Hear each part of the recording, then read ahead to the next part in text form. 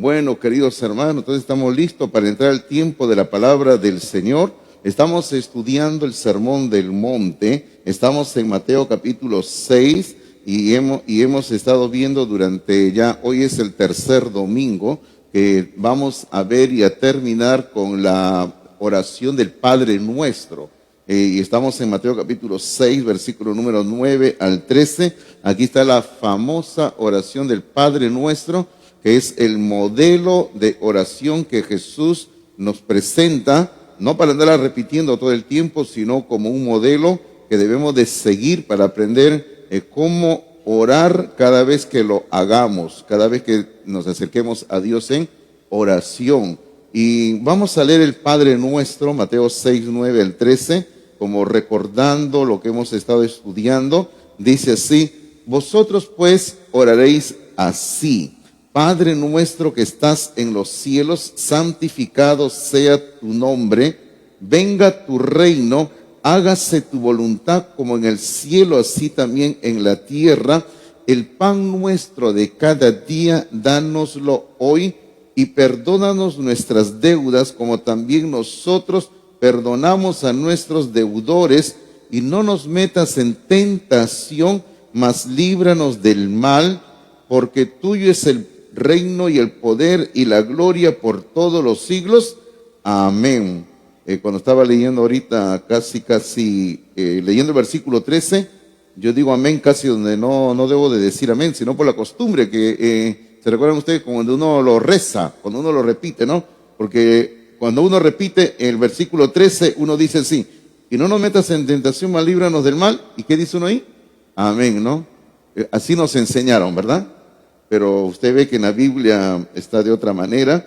Hay unas palabras finales donde dice: porque tuyo es el reino y el poder y la gloria por todos los siglos.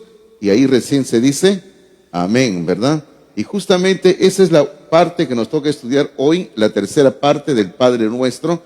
En sus boletines que ustedes han recibido, y si usted lo abre, va a encontrar un cuadro. Aquí hay un cuadro que es un resumen de lo que hemos estudiado durante 2 semanas anteriores, y también es un repaso que vamos a hacer, lógicamente un repaso muy rápido de lo que hemos visto. Por ejemplo, hemos dividido al Padre Nuestro en 3 partes, y usted puede observar ahí que en la columna de la izquierda, porque es un cuadro que tiene 3 columnas, en la columna de la izquierda, en la parte superior, dice partes, dice 1, 2 y 3. Luego en la columna central está la oración del Padre Nuestro en partes, y luego en la columna de la derecha dice peticiones, porque nosotros hemos estado estudiando y que en el Padre Nuestro, en esencia, hay 6 peticiones que el Señor nos ha presentado, y 3 pertenecen a la primera parte y las otras 3 a la segunda parte.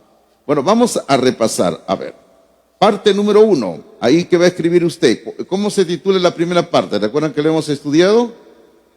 La gloria de Dios. En la primera parte, en la parte número 1, aprendemos cuál es la gloria de Dios. Aprendemos en la primera parte del Padre Nuestro que cada vez que oramos tenemos que hacerlo reconociendo y exaltando que Dios es el único que se merece toda la gloria. Ahora, y en esta primera parte encontramos 3 peticiones. La petición número 1 es el nombre de Dios, porque comienza diciendo: Padre nuestro que estás en los cielos, santificado sea tu nombre. Entonces, petición número 1, el nombre de Dios. Tenemos que buscar santidad al nombre de Dios.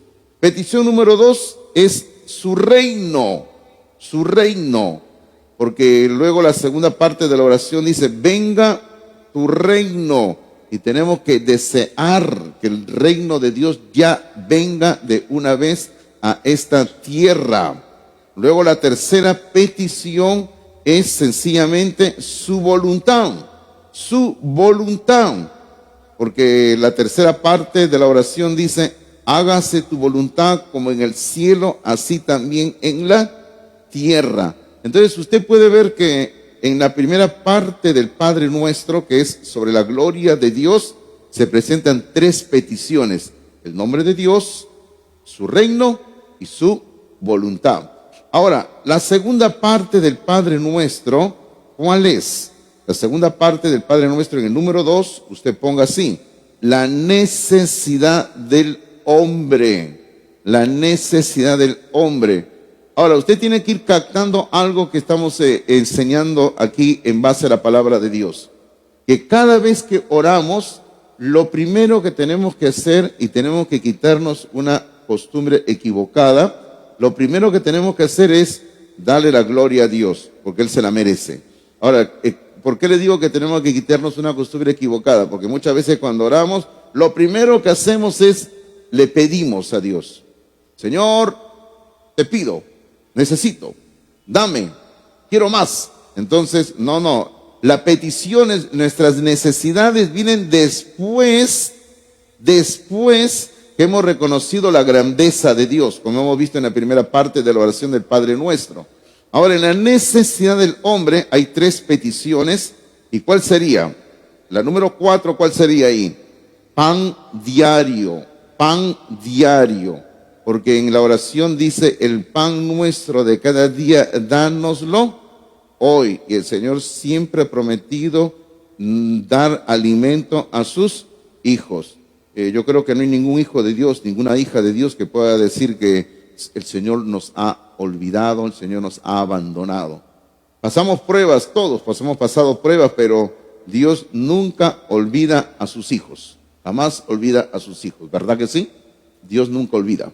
Ahora, ¿cuál sería la 5ª petición? Sería perdón. Perdón, porque la oración dice: y perdónanos nuestras deudas, como también nosotros perdonamos a nuestros deudores. Aquí esta petición tiene un condicional, ¿no? ¿Cuál es la condición? Si tú quieres que Dios te perdone, tú también tienes que perdonar. Y ese será el tema del próximo domingo, si el Señor así lo permite. Por eso no hablamos más de eso. 6ª petición: protección de la tentación, protección de la tentación. Porque la oración dice: y no nos metas en tentación, mas líbranos del mal. El Señor siempre ha prometido proteger a sus hijos de la tentación. Y algo que estábamos viendo es que la palabra mal, aquí donde dice más líbranos del mal, la palabra mal también se puede traducir en la Biblia por malo, el maligno. ¿Quién es el malo? ¿Quién es el maligno en la Biblia? Satanás. O sea, el Señor siempre está listo para proteger a sus hijos del maligno, de Satanás, de protegernos cuando el diablo viene a nosotros tratando de desviarnos del camino de Dios. Bueno, y ya hemos hablado sobre las tentaciones el domingo pasado. Ahora, la tercera parte del Padre Nuestro, y que justamente es la que hoy vamos a ver, y con esto terminamos nuestro estudio del Padre Nuestro. La tercera parte es: regresamos al mismo tema de la primera parte. El tema de la primera parte, ¿cuál es? La gloria de Dios. Y la tercera parte también es la gloria de Dios. Ahora, observe, por favor, observe usted. Usted siempre tiene que ser muy observador en el estudio de las Escrituras, de que el Padre Nuestro se inicia exaltándolo a Dios como Él se lo merece, y el Padre Nuestro termina una vez más exaltándolo a Dios. O sea, otra vez regresamos a la gloria de Dios.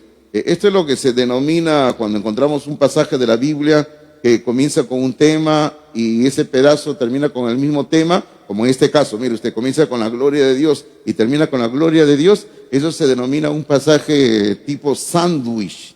Así le decimos nosotros en el estudio de la Biblia. ¿Por qué tipo sándwich?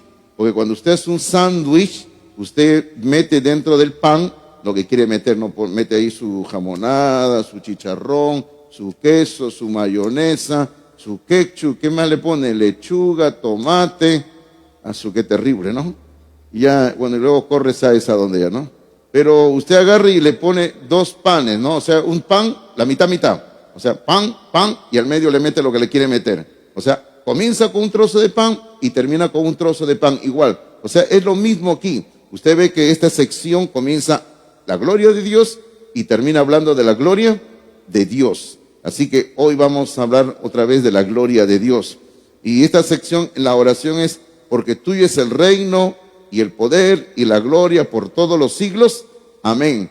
Esto es lo que vamos a llamar nosotros durante nuestra prédica de esta mañana. Esta no es una petición, no es una petición, sino que usted escriba ahí la base de la oración. O sea, ¿cuál es la base de nuestras oraciones? Es justamente esta tercera parte del Padre Nuestro. O sea, ¿cómo es que nosotros vamos a acercarnos a Dios en oración? ¿O por qué oramos? Y bueno, eso estoy un poquito adelantándome al versículo que vamos a comenzar a estudiar en esta mañana. Y estamos en el capítulo 6 de Mateo, en el versículo número 13, la segunda parte del versículo número 13, que es la que nos toca estudiar esta mañana. Solamente son, bueno, en mi Biblia 3 líneas, nada más por decirlo así, donde dice: porque tuyo es el reino y el poder y la gloria por todos los siglos. Amén. Entonces, eso es lo que vamos a ver esta mañana en nuestro estudio que vamos a hacer. Ahora, permítame, antes de entrar a estudiar de lleno esta parte del Padre Nuestro, permítame decirle 3 cositas sobre lo que vamos a estudiar. Esto no está en sus apuntes, así que no vaya usted a estar anotando por ahí y luego es un desorden, ¿ya? Anótelos en otro lugar, no sé dónde, ahí debajo del cuadro lo puede anotar. Pero permítame decirle 3 cositas sobre lo que vamos a estudiar esta mañana, ¿ya? Lo primero que le quiero decir es lo siguiente: que estas palabras finales del Padre Nuestro son una hermosa doxología. Son una hermosa doxología. ¿Qué quiere decir la palabra doxología? Doxología es la bendición final que se pronuncia cuando ya se ha terminado, por decir, un culto. Antiguamente en los cultos, en las reuniones de las iglesias, se daba una alabanza final, un cántico final, y ese cántico final era la doxología del culto, donde se daba una bendición final a Dios y se bendecía a la congregación. Es como cuando nosotros terminamos de la reunión y decimos: no, hermano, ya están despedidos. No, ahorita no, por si acaso, si no estoy diciendo, cuando terminamos una reunión nosotros decimos: hermano, están despedidos. ¿Y qué decimos siempre? Que Dios los bendiga. O sea, esa es la doxología, la bendición final. Entonces, esta es una doxología, son unas hermosas palabras, es una doxología, es una hermosa bendición final, lógicamente terminando el Padre Nuestro. Lo segundo que le quiero decir sobre estas palabras finales del Padre Nuestro es que son un eco. Y usted sabe lo que es un eco. Eco es algo que se repite otra vez, ¿no? Son un hermoso eco de una parte de la oración que hizo el rey David más o menos 1000 años antes de Jesucristo. El rey David, 1000 años antes de Jesucristo, hizo una hermosa oración en Jerusalén, cuando él estaba deseando construir el templo de Israel, de Jerusalén, pero él no llegó a construir el templo, sino eso lo hizo su hijo Salomón. Pero él se arrodilló e hizo una larga oración, y ya terminando su oración, él dijo lo siguiente. Anote usted la cita, por favor, en Primera de Crónicas, capítulo 29, en Primera de Crónicas, capítulo 29, en el versículo número 11, el rey David dijo así, escuche, si usted es ágil con la Biblia, búsquelo ahorita si gusta, y léalo conmigo, y observe usted cómo hay un gran parecido en lo que esta parte de la oración del Padre Nuestro con lo que dijo el rey David. Primera de Crónicas 29:11. Ok, no Primera de Corintios, no, por si acaso. Primera de Crónicas, ¿ya? Y si me preguntan dónde está Primera de Crónicas, ¿qué le voy a decir? Está antes de Segunda de Crónicas, ¿verdad? Y es lo correcto, ¿sí, no, hermanos? Ya ustedes conocen cómo le va a decir su pastor ya. Así, Primera de Crónicas 29:11 dice así: tuya es, fíjense cómo comienza. Recuerden la oración, cómo comienza la parte final de la oración, dice, tuyo es el reino, ¿no? Y dice, 29:11 dice, tuya es, oh Jehová, la magnificencia. Luego dice, el poder, la gloria, la victoria y el honor, porque todas las cosas que están en los cielos y en la tierra son tuyas. Y luego dice, tuyo, oh Jehová, es el reino y tú eres excelso sobre todos. ¿Usted no le encuentra mucho parecido con cómo termina la oración del Padre Nuestro? Claro que sí, tiene mucho parecido a lo que el rey David dijo 1000 años antes, con lo que Cristo está diciendo ahora terminando esta oración del Padre Nuestro, donde, como vamos a estudiar, el Señor va a hablar en esencia de 3 realidades espirituales que son innegables y que un día van a ser algo, va a pasar de lo espiritual a algo tangible. Y bueno, vamos a hablar eso un momentito, ¿ya? Pero volviendo a lo que estábamos diciendo, le dije que iba a decir 3 verdades, 3 cosas importantes sobre esa parte final del Padre Nuestro. Ya hemos dicho que es una hermosa doxología, hemos dicho que es un eco de la oración del rey David, y ahora lo tercero y último que quiero decir es que estas palabras finales del Padre Nuestro son la base para toda oración que nosotros hagamos a Dios. Son la base de toda oración que hagamos a Dios en todo momento. Bueno, porque tiene que haber una base para que oremos. Es como cuando un niño se acerca a su papá y le pide que le dé un dinero, por decir, ¿no? Ahora, yo le diría al niño, ¿no? ¿Por qué le pides dinero a tu papá? Y el niño sencillamente va a decir, porque mi papá tiene dinero, ¿verdad? ¿Sí o no? Entonces lo mismo sería, ¿no? ¿Por qué usted se acerca a Dios en oración y le hace una petición? Porque Dios es todopoderoso y Él puede responder mis oraciones. Entonces es lo mismo que está respondiendo, va a decir aquí esta parte del Padre Nuestro. O sea, ¿por qué oramos? Porque Dios lo puede hacer todo. Ahora, vamos a dividir esta parte del Padre Nuestro en 3 secciones. Y ya hemos estado explicando un poquito la primera sección. Y si usted observa, por favor, esta parte del Padre Nuestro, dice, porque tuyo es el reino y el poder y la gloria por todos los siglos. Yo primero sería ya por demás, pero quiero explicar la palabra por qué. La palabra por qué. Y esto nos lleva a la primera sección, y ahora sí, vaya usted a la otra parte de los apuntes aquí, en esta parte de los apuntes, ok, arriba dice, primera sección, número 1, primero dice en sus apuntes, dice primero, la razón, o sea, ¿por qué razón nosotros oramos? Porque esta parte comienza diciendo, ¿por qué? ¿Por qué? ¿Alguna vez le han explicado en la iglesia por qué se utiliza la palabra por qué? Bueno, le voy a decir por qué, ¿ya? Hermano, esta sencilla palabra, por qué, nos presenta la razón o las razones de por qué algo se hace o por qué algo es así. O sea, sencillamente nos da las razones, nada más. O sea, el por qué. Por ejemplo, le explico.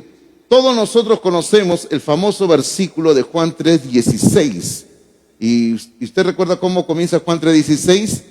Porque de tal manera amó Dios al mundo. Y sigue, ¿verdad? Ahora, pero ese por qué no es una pregunta, sino es una razón. Ahora, entonces, ese por qué de Juan 3:16 tiene antes 15 versículos, porque la historia comienza en Juan capítulo 3, versículo número 1, ahí comienza la historia. ¿Y qué historia es? Cuando Nicodemo decide ir a visitar a Jesús de noche y se ponen a dialogar y tienen una larga conversación, y ya terminando la conversación, Jesucristo le dice a Nicodemo, porque de tal manera amó Dios al mundo. Ahora, pero ¿por qué el Señor le tiene que decir eso? ¿Qué razón? ¿Por qué esa razón? Porque previamente, durante la conversación que tuvo Jesús con Nicodemo, le había dicho, por ejemplo, le había dicho algo así: de cierto te digo, Nicodemo, el que no nace de nuevo no puede ver el reino de Dios. Entonces, es necesario nacer de nuevo. Por ejemplo, Jesús le dijo eso a Nicodemo: Nicodemo, tienes que entender que tienes que nacer de nuevo. Y Nicodemo se quedó con la duda, y usted sabe que le hizo la pregunta a Jesús, le dijo, pero Señor, ¿cómo puede un hombre viejo volver a nacer? ¿Acaso puede volver a entrar en el ser de su madre y nacer? Y Jesús le dice, no, Nicodemo, tienes que nacer del agua y del espíritu, ¿no? ¿El agua qué es, hermanos? ¿El agua qué es? Cuando Cristo le dice, tienes que nacer del agua y del espíritu. El espíritu es el Espíritu Santo. ¿Y el agua qué es? La palabra de Dios. El agua es la palabra de Dios.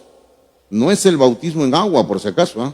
Es la palabra de Dios. El nacimiento espiritual es de producto del conocer la palabra de Dios y recibir al Espíritu Santo en nuestras vidas. Así se produce el nacimiento espiritual. Luego el Señor, cuando sigue hablando con Nicodemo, le dice algo que Nicodemo nunca pensó oír y le dijo así: y como Moisés levantó la serpiente en el desierto, así es necesario que el Hijo del Hombre sea levantado. Bueno, eso fue algo que a Nicodemo lo dejó, vamos a decir, sin palabras, porque Nicodemo nunca había pensado.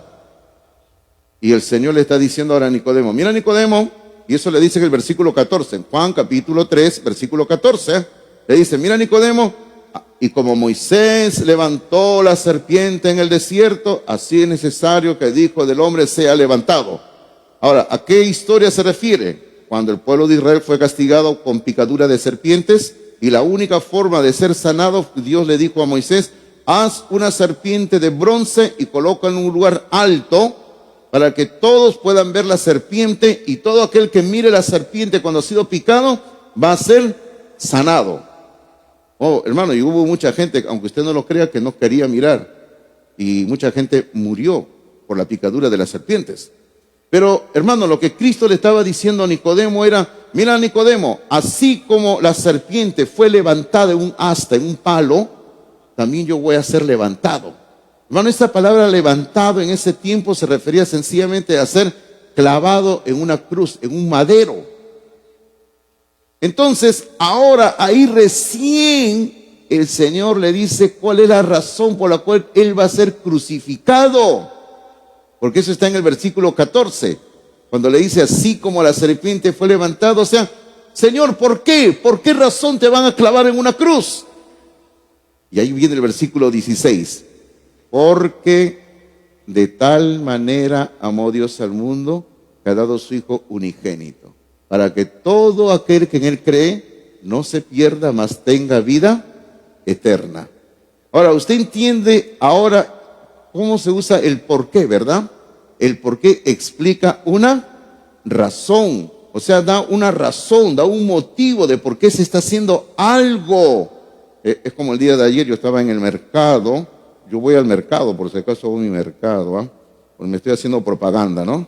¿Ya? Por si acaso, ya aprendí a hacer el mercado, ya sé comprar pollo, sé comprar carne, sé comprar papas, sé comprar esto. Tengo mis caseras ya, mis caseros tengo ya en el mercado ya. Y estaba ayer en el mercado haciendo mis compras temprano y una señora me hace una pregunta, me dice, pastor, sabe que soy pastor de acá de la iglesia, me dice, no, pastor, mire, mi hijo, su colegio va a terminar su promoción este año. ¿Dónde estudiará su hijo? Yo no sé, bueno. Ah, qué bien, le digo, que le vaya bien a su hijo. Sí, me dice, pastor, ¿nos pueden alquilar su iglesia para hacer la fiesta de promoción? Y yo le digo, no puedo alquilarle, le dije. Présteme entonces. Tampoco puedo, le dije. Entonces esto, no sé, me decía esto. No, le dije, no puedo, le dije. ¿Y por qué? Así me decía, ¿y por qué? ¿Y por qué? ¿Y por qué no nos puede alquilar para hacer la fiesta de promoción? ¿Y por qué no nos puede ya, no sé, prestar? Y yo le comencé a explicar, ¿no? Que es un templo, que tiene otros propósitos y que sí, que así, ¿no? Y él dice, bueno, sí, ahora ya entiendo, ¿no? ¿Pero por qué? Y seguía ella con el por qué. Bueno, otro día te visito casera, le dije, ¿no? Pero siempre el por qué explica algo, ¿verdad? Entonces, en este caso, ahora al final de la oración del Padre Nuestro, termina diciendo, ¿por qué? O sea, he presentado las peticiones, le he dado la gloria a Dios, que Él se merece toda la honra, que Él tiene todo derecho a ser quien es Dios en los cielos. He presentado mis peticiones, Señor, según el Padre Nuestro, y ahora, ¿por qué es que puedo orar? Justamente, eso es lo que nos va a decir, ¿por qué es que puedo orar? Y eso nos lleva inevitablemente a la segunda parte de nuestro sermón, donde dice la segunda parte, segundo usted tiene su nota, donde dice, lo que le pertenece a Dios, lo que le pertenece a Dios, y aquí voy a invertir un poquito más de tiempo para hablar sobre tres realidades que únicamente le pertenecen a Dios. Hermano, hay tres cosas que están en este versículo, usted puede verlas, ¿verdad? ¿Cuáles son las tres realidades que le pertenecen a Dios? Usted lo va a saber. ¿Cuál es la primera? Número uno, ¿cuál sería? El reino. El número dos, ¿cuál sería? El poder. Y número tres, ¿cuál sería? La gloria. Ay, pastor, entonces ya tengo todo el sermón, ya me voy, ya, ¿no? Ya, no se vaya todavía, porque vamos a explicar un poquito a qué se refiere cuando la Biblia aquí habla de el reino, el poder y la gloria.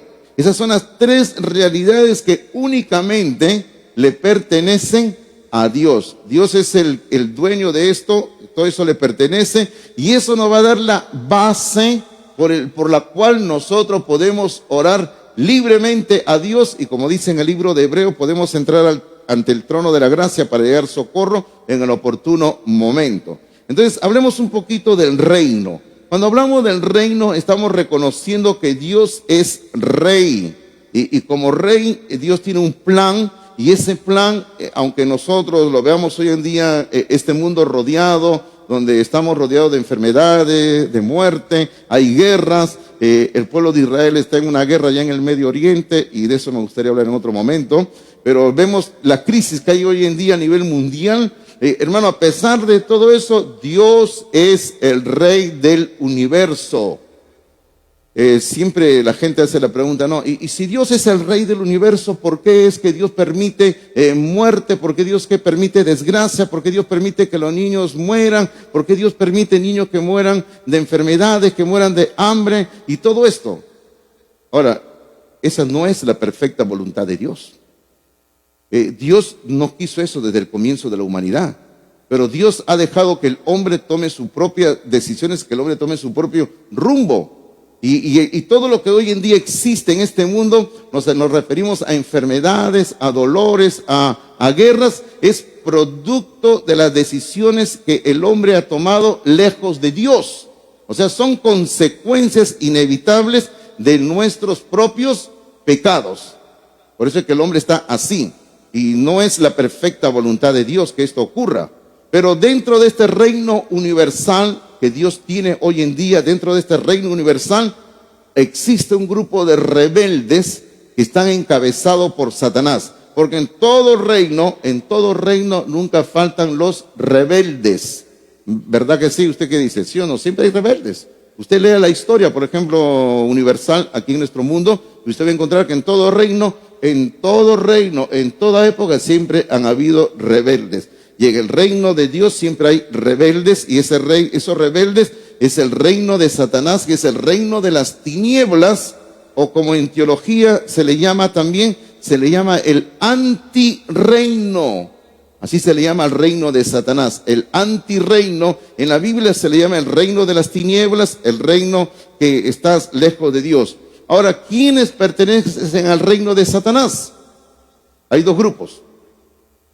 Por un lado son los demonios, que son los ángeles que siguieron a Satanás en su rebelión contra Dios. Y luego tenemos un segundo grupo, que son todos los seres humanos que se someten voluntariamente a los dictados de Satanás, a las órdenes de Satanás. O sea, hay dos grupos de seres que pertenecen al reino de las tinieblas, que son demonios y seres humanos que deciden seguir a Satanás en sus dictados, en sus tácticas, en su forma de vivir, en su forma de obrar. La Biblia dice que todo ser humano nace en este mundo con una mala naturaleza, y de hecho pertenecen a ese reino de Satanás. Ahora, no vamos a hablar de este tema, pero siempre me preguntan, pastor, ¿y qué ocurre cuando un bebé, una criaturita, un niño, una niña que en cierto momento muere? Como por ejemplo ocurrió en mi familia cuando su primer bebé de mi hija Abigail murió siendo todavía pequeñito. Entonces yo tengo una nietecita en el cielo. La tengo enterradita allá en el cementerio. Ahí la tengo también, ahí donde está mi esposa. Ahí está mi nietecita. Ella murió. Entonces la pregunta siempre es, ¿y qué ocurre cuando una criaturita muere? Un niño, una niña que todavía es pequeño, no tiene uso de razón. Bueno, sencillamente esa criaturita, ese niño, esa niña está dentro de la gracia de Dios, y entendemos por la enseñanza de la Biblia que ese niño, esa niña está en la presencia de Dios, porque todavía no era plenamente consciente de sus acciones. Y como no era plenamente consciente de sus acciones, todavía no tenía ninguna responsabilidad, ninguna culpabilidad en ese sentido. Es por eso que cuando una criaturita muere, se va a la presencia de Dios. Así que ahí están todos los bebés que mueren en la presencia de Dios. Pero cuando una persona ya tiene uso de razón, como dice en el Antiguo Testamento, sabe diferenciar entre su mano derecha y su mano izquierda, pleno uso de razón, ahí sí es responsable de sus actos, y cuando esa persona muere, tendrá que enfrentarse inevitablemente al juicio de Dios. Pero, volviendo a nuestro asunto, esto no, el reino de Dios está en este universo y de Él es el que tiene el derecho al reino. Ahora, vamos a lo segundo que le pertenece a Dios. Usted ya lo debe haber anotado, ¿verdad? ¿Qué es lo segundo que le pertenece a Dios? El poder. Ahora, aquí vamos a invertir un poquito más de tiempo, porque Dios no solo es rey según la Biblia, sino que Dios es todopoderoso. Dios es todopoderoso. Por ejemplo, más o menos en el año 2000 antes de Cristo, o sea, estamos hablando de una barbaridad de tiempo atrás, ¿eh? Si le sumamos los 2000 que tenemos ahora después de Cristo, estamos hablando unos 4000 años atrás. Bueno, 4000 años atrás, ¿eh? En el año 2000 antes de Cristo, el Señor le hizo una pregunta a Abraham que en ese momento quedó sin respuesta. El Señor no respondió, ni Abraham tampoco respondió. ¿Qué ocurrió? Lo que ocurrió es lo siguiente, que el Señor se había acercado a Abraham y a Sara, su esposa, y Abraham y Sara en ese momento ya eran de edad avanzada, los dos ya eran ancianos, y el Señor le había dicho a Abraham y a Sara, van a tener un hijo. Y cuando el Señor dijo que iban a tener un hijo, ¿ustedes recuerdan qué hizo Sara? Se mató de risa, ¿no? Voy a tener un hijo, ¿no? Ya estoy vieja, ya dijo, ¿no? Y mi esposo también ya está viejo, ya, y que voy a tener hijo, ¿no? Bueno, entonces, ahora, y salteándonos un poquito la historia, por ese motivo que cuando el niño nació, lo llamaron Isaac. Porque Isaac, ¿qué significa? Risa. Así que cuando usted se ría, póngale a su hijo Isaac, ya sabe ya. Pero entonces, ahí en ese momento, cuando Sara se estaba riendo y Abraham también tenía dudas de lo que Dios le estaba diciendo, Dios le hizo una pregunta a Abraham. Y esa pregunta está en Génesis capítulo 18, versículo 14. El Señor le dijo, ¿hay para Dios alguna cosa difícil? Así le preguntó. ¿Hay para Dios alguna cosa difícil? Así Dios le preguntó a Abraham y a Sara, y Dios no esperó que le respondiera a Abraham ni Sara nada, ni Dios mismo lo respondió, sino que la Biblia dice que Dios salió y se fue a otro lugar. Así dice la Biblia. Ahora, ¿cuál sería la respuesta a esa pregunta de Dios? La pregunta, hermano, la encontramos 2000 años después, cuando en Mateo, abra su Biblia en Mateo capítulo 19, Mateo capítulo 19, aquí el Señor Jesucristo va a responder la pregunta.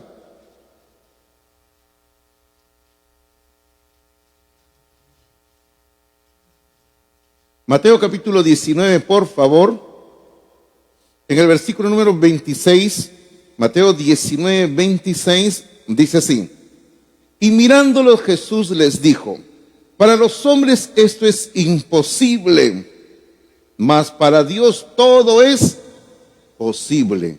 Para Dios todo es posible. Y hermano, esto que el Señor está diciendo aquí, el Señor Jesucristo, que para Dios todo es posible, se repite en dos lugares más en la Biblia.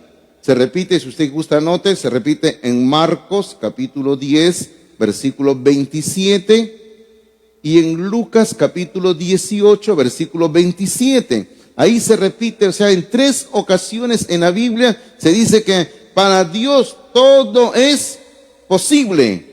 Hermanos, entonces Abraham llegó a tener una convicción, la convicción de que Dios podía hacerlo esto. Y Abraham, hermano, desde ahí desarrolló una confianza plena en Dios, en que Dios es todopoderoso.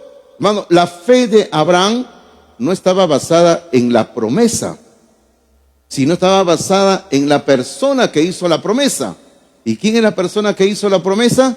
Dios. O sea, la plena confianza de Abraham estaba basada en el Dios de la promesa. Eso es algo precioso, ¿no?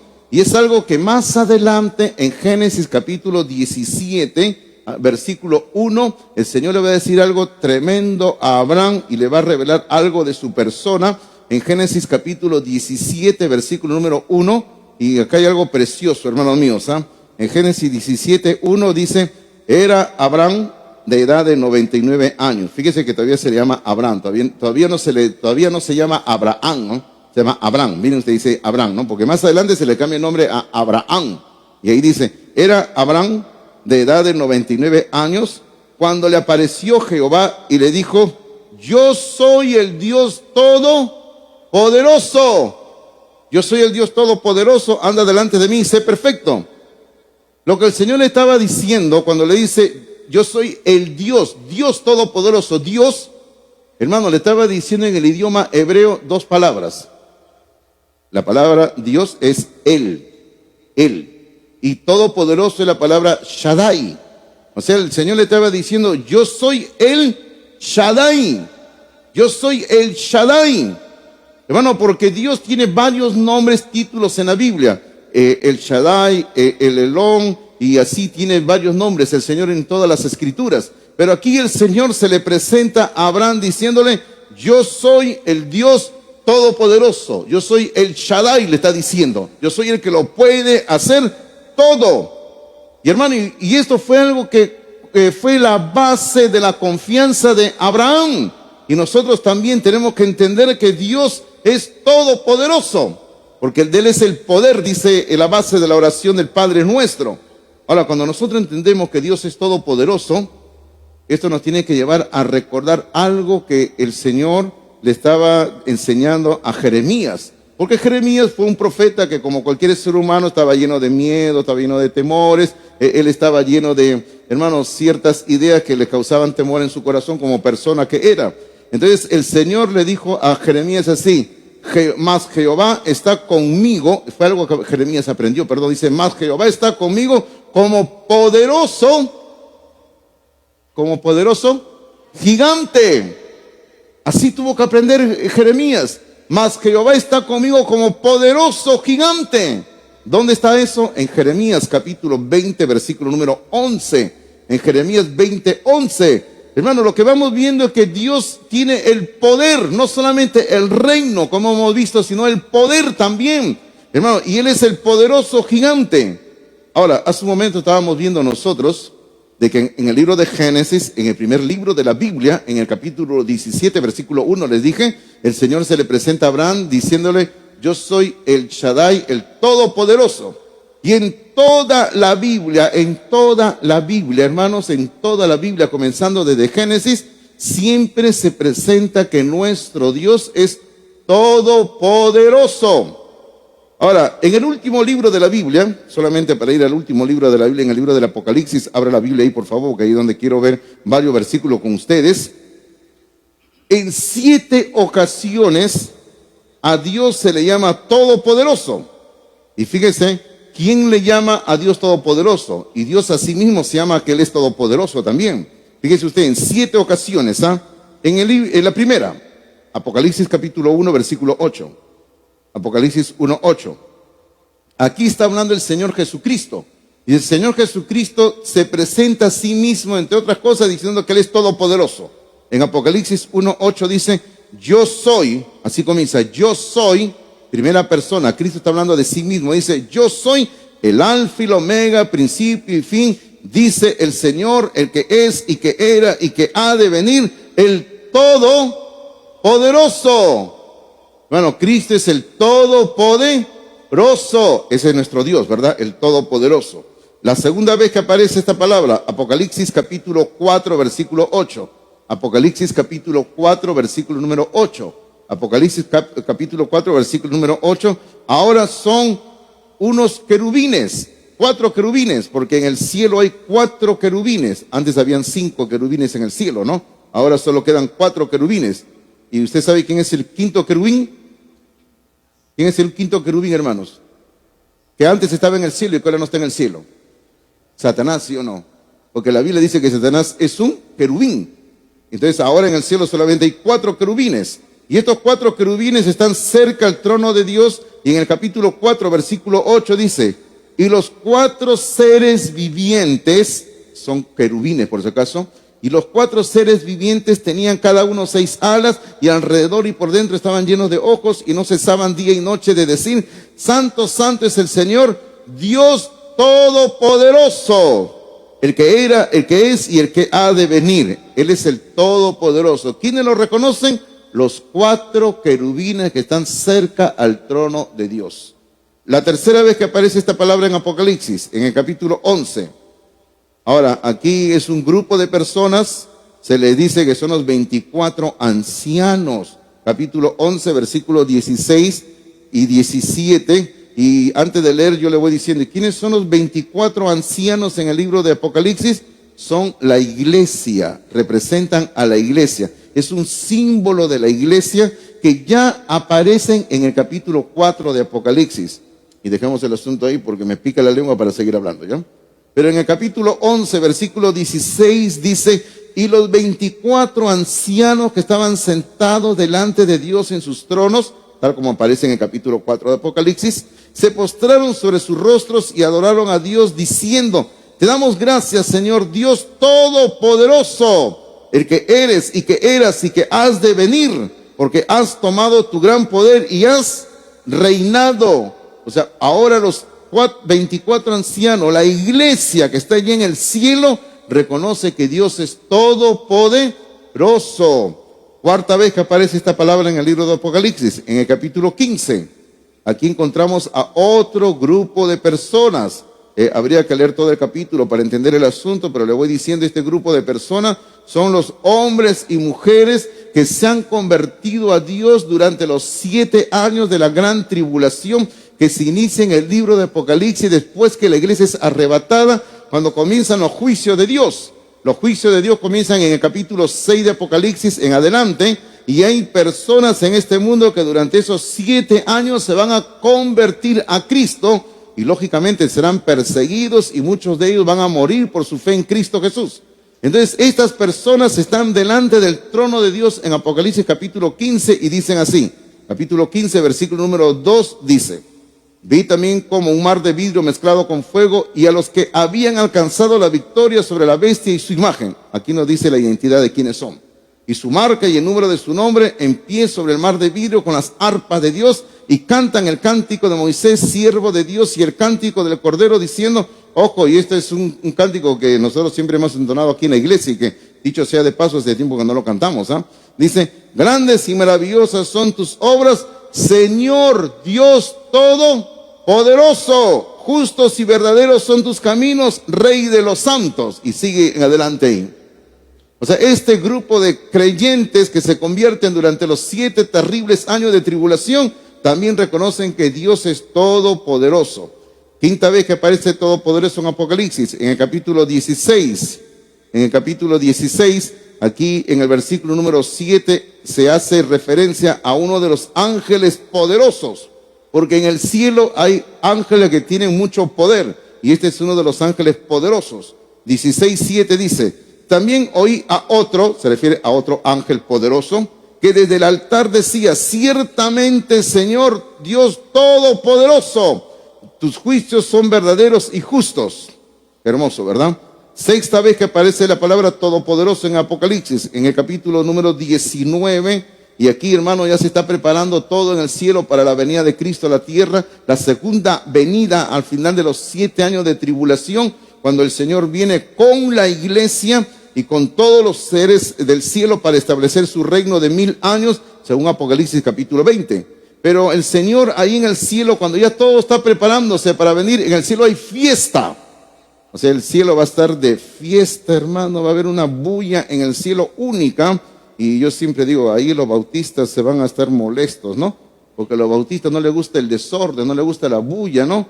Es decir, no hagan bulla en el cielo, pero en el cielo va a haber fiesta, queridos hermanos, ¿eh? Los invito a la fiesta. ¿Van o no van a la fiesta?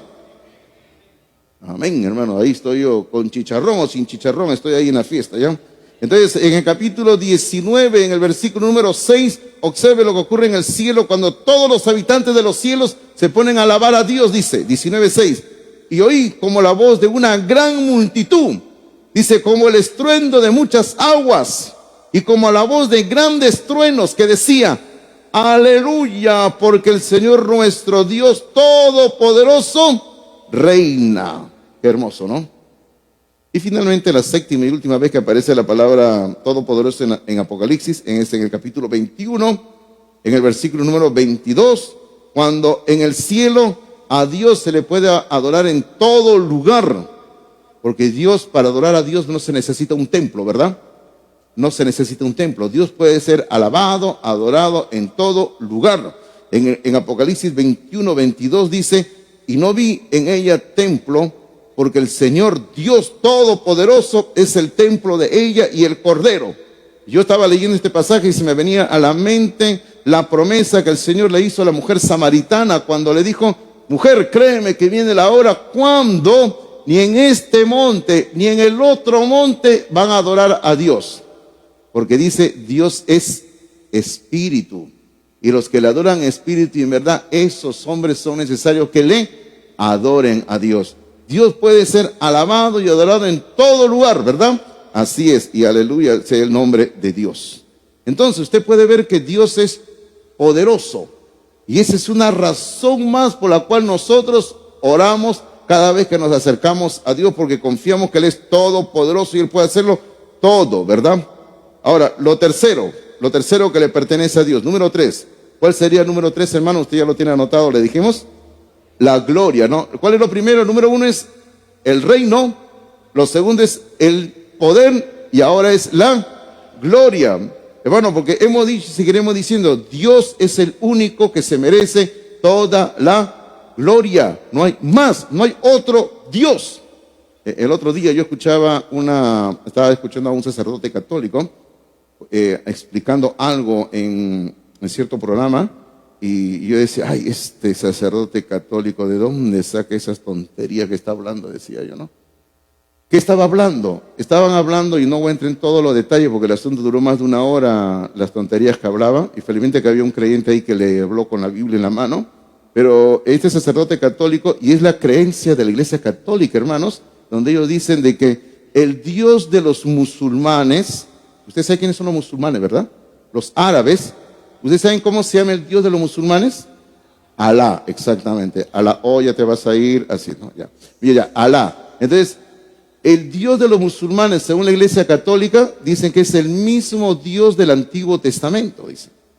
Y la Iglesia Católica explica y dice, hermano, esta es parte de la teología oficial de la Iglesia Católica, dice que Dios, el Dios verdadero, se ha manifestado en todas las culturas con diferentes nombres.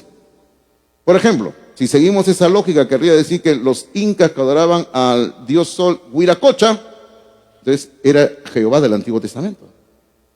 Y seguimos así, y la Iglesia Católica afirma, por ejemplo, que los múltiples dioses que tienen en la India, y tienen una cantidad de dioses bárbaros, una cantidad de dioses, dice que es la manifestación del Dios único y verdadero. Y hermano, eso es totalmente falso, falso. Pero volviendo a nuestro asunto, entonces este sacerdote católico decía de que el Dios de los musulmanes, Alá, es el Dios del Antiguo Testamento, Jehová. Y eso no es cierto, eso es falso, eso es mentira, queridos hermanos. Y yo le voy a decir por qué. Por ejemplo, los musulmanes, en su libro que tienen, ellos tienen un libro que es como una Biblia para ellos, que es el Corán. Y que es un libro, hermano, muy breve, muy corto, será así como nuestro libro de Apocalipsis, así de corto nada más. Esa es su Biblia de ellos. En el Corán, los musulmanes ahí tienen escrito una parte donde dicen que Jesucristo no murió en una cruz, dicen que Jesucristo sí lo clavaron, pero solo se desmayó, o sea, no estaba muerto, y lo pusieron en una tumba, y luego Jesucristo se escapó de la tumba, y que luego Jesucristo se fue a vivir a otro lugar donde tuvo su familia. Bueno, eso es mentira, ese es un engaño. Entonces, ¿alguien cómo puede creer que el Dios de los musulmanes es el mismo Dios del Antiguo Testamento? Eso es totalmente falso, falso. Ahora, ¿por qué lo menciono eso? Porque, hermanos, Alá no merece recibir ninguna gloria. Ningún otro ídolo, ningún otro Dios. El único que merece recibir toda la gloria es el Dios creador del universo, que nosotros en el Antiguo Testamento se llama Jehová y que es el Señor Jesucristo. Él se merece toda la gloria, queridos hermanos. Y a Él sea siempre la gloria, ¿verdad? Ahora, la Biblia nos dice que nuestro Dios es el Dios de gloria. Así se le llama, el Dios de gloria. Si usted quiere, vaya con la Biblia conmigo al libro de los Salmos, al capítulo 29, por favor. En el libro de los Salmos, capítulo número 29.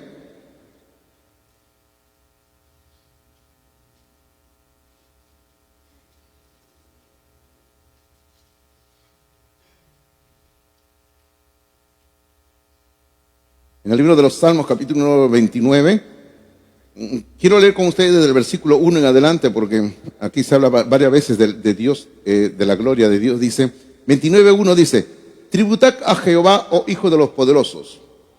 Y luego dice, dad a Jehová la gloria y el poder. Fíjense, a Jehová hay que darle gloria y poder.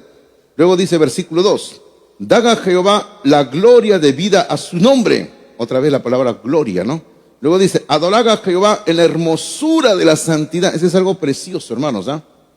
A Dios hay que adorarlo siempre en la hermosura de la santidad. O sea, solamente gente santa debe presentarse a Dios en adoración. Bueno, el versículo 3, a donde vamos, dice, voz de Jehová sobre las aguas, truena, y aquí viene, ¿quién truena? El Dios de gloria. Hermano, porque el único Dios de gloria es Jehová, nada más. Dice, el Dios de gloria, Jehová sobre las muchas aguas. Y versículo 4, para terminar de leer esta porción, dice, voz de Jehová con potencia, voz de Jehová con gloria. Hermano, Dios es el Dios de gloria. Y la Biblia dice en el libro de Isaías que Dios no comparte su gloria con otro Dios. Y cuando dice que Él no comparte su gloria con otro Dios, en la Biblia aparece con minúscula. Dios no comparte su gloria con otro Dios, porque no existe otro Dios. Solamente existe un Dios, ¿verdad? El Dios de la Biblia, nada más. Él es el único Dios que se merece. Entonces, ¿qué es lo que le pertenece a este Dios que estamos hablando? El reino, el poder y la gloria. Todo eso le pertenece a Dios. Reino, poder y gloria. Y esa es la razón por la cual nosotros podemos orar y presentarle a Dios nuestras peticiones con confianza. Porque Él es el dueño del reino, el poder y la gloria. Ahora, para terminar esta parte, sencillamente hay una tercera sección en sus notas donde dice lo tercero que de lo que estamos estudiando, el versículo 13 de Mateo 6:13. Lo tercero es el tiempo. Fíjese que hemos dividido este pasaje en tres partes. Le hemos dicho primero la razón por qué podemos orar. Y luego hemos visto lo que le pertenece a Dios. ¿Qué le pertenece a Dios? El reino, el poder y la gloria. Y ahora viene, ¿no?, el tiempo. Ahora yo preguntaría, hermano, ¿por cuánto tiempo a Dios le pertenece el reino, el poder y la gloria? ¿Por cuánto tiempo? Todos han dicho lo correcto. Porque aquí en Mateo 6:13, la última parte, dice, por todos los siglos. O sea, ¿por cuánto tiempo Dios es el dueño del reino, el poder y la gloria? Por todos los siglos. Y usted sabe que esa frase, por todos los siglos, es sinónimo de la frase por la eternidad. Por la eternidad. Hermano, Dios es el dueño del reino, el poder y la gloria por toda la eternidad. Yo estaba pensando, cuando yo enseño el libro del Génesis, cuando estaba hablando del tiempo, porque aquí habla de tiempo, dice por todos los siglos, por la eternidad. Estaba pensando de que el tiempo no existe para Dios. El tiempo no existe para Dios. Hermano, ¿usted sabía que el tiempo y va a una redundancia, hubo un tiempo que el tiempo no existía? Estamos ahí en un cambalache, ¿no? O sea, hubo un tiempo cuando el tiempo no existía. ¿Sabe usted? Porque el tiempo fue creado por Dios. Porque si todos conocemos lo que dice en Génesis 1:1, ¿sí o no? Ese es el primer versículo que todos aprendemos, ¿no? Dice, en el principio creó Dios los cielos y la tierra. En el principio creó Dios. O sea, Dios es el creador del tiempo. Antes no había tiempo, pero Dios creó el tiempo. Porque nosotros los seres humanos necesitamos el tiempo para vivir. Porque nosotros nos despertamos a cierta hora, trabajamos, estudiamos, hacemos nuestras cosas, nos cansamos, dormimos, aunque algunos siguen durmiendo, ¿ya? Dormimos, nos levantamos y así, ¿verdad? O sea, nosotros necesitamos el tiempo. Y en Génesis capítulo 1 el Señor establece el tiempo. El Señor dice, ¿no? Y fue la mañana y la noche el primer día, y fue la mañana y la noche, fue la tarde y la noche, el segundo día de la creación. Y luego el Señor dice, voy a establecer el sol para medir los años, voy a establecer la luna para medir las estaciones, porque así hizo el Señor. Pero hermano, Dios ha creado este universo en base al tiempo, porque nosotros los seres humanos necesitamos el tiempo para llevar un orden de vida, si no, no tenemos cómo guiar nuestras vidas. Bueno, pero Dios no necesita el tiempo. Él es el creador del tiempo. Por eso nuestro Dios es un Dios que está sobre todo cuanto existe en este universo. Por eso, hermano, ¿durante cuánto tiempo, si queremos preguntarlo así nosotros los seres humanos, durante cuánto tiempo Dios va a ser el dueño del reino, el poder y la gloria?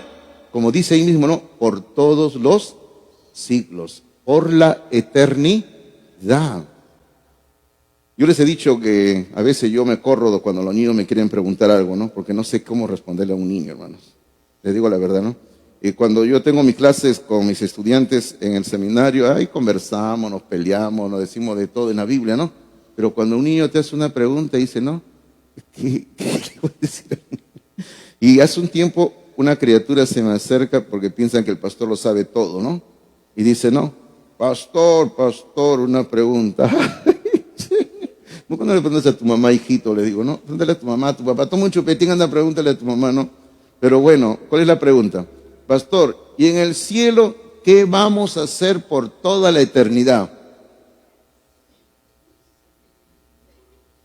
¿Qué vamos a hacer por toda la eternidad? ¿Cómo explicarle a ese niño que el tiempo no existe? Hermanos, o sea, sencillamente no hay tiempo. ¿Y qué vamos a hacer en el cielo, hermanos? Solo hay una forma de saberlo.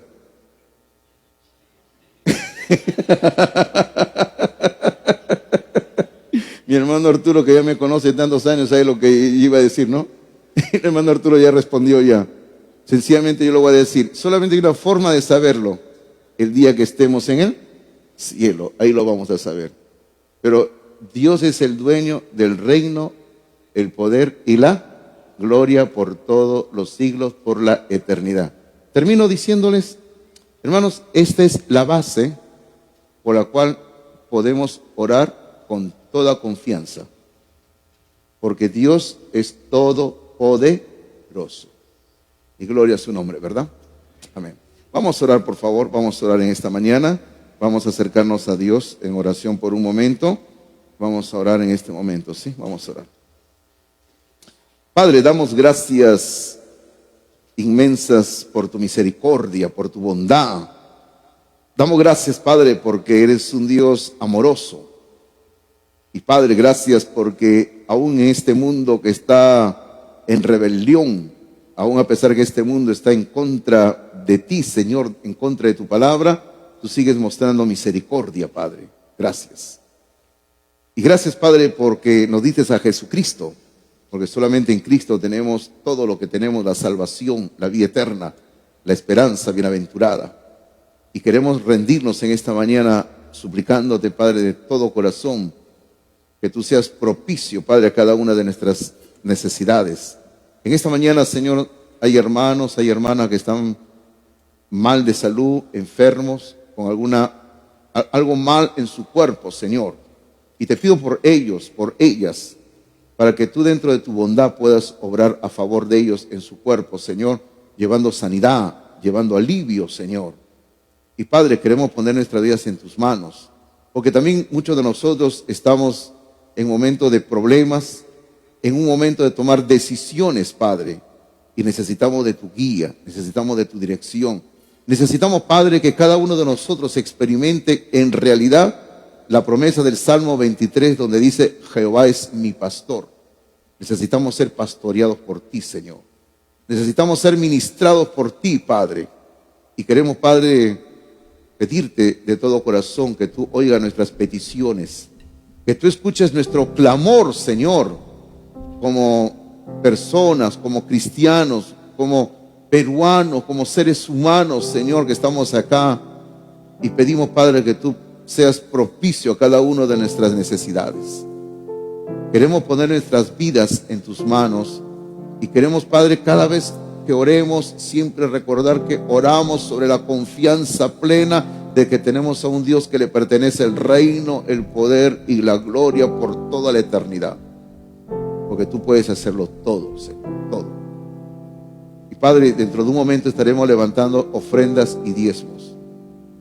Oramos pidiendo que tú bendigas al dador alegre, Señor. Que tú bendigas al hombre, a la mujer que da con un corazón generoso. Y Padre, si alguno de mis hermanos no puede ofrendar porque no hay trabajo, no hay negocio, pedimos que tú le bendigas en su trabajo, en su negocio. Que tú le proveas un empleo si alguien no tiene empleo, Señor, para que pueda llevar el pan a su hogar, Señor. Bendice este tiempo luego de alabarte a ti, de estos cánticos, te alabaremos con la ofrenda y el diezmo. Oramos, Señor, en el único nombre que tenemos para orar, el nombre de Jesucristo. Amén, Señor. Amén, amén. Dios les bendiga, queridos hermanos. Bendiciones.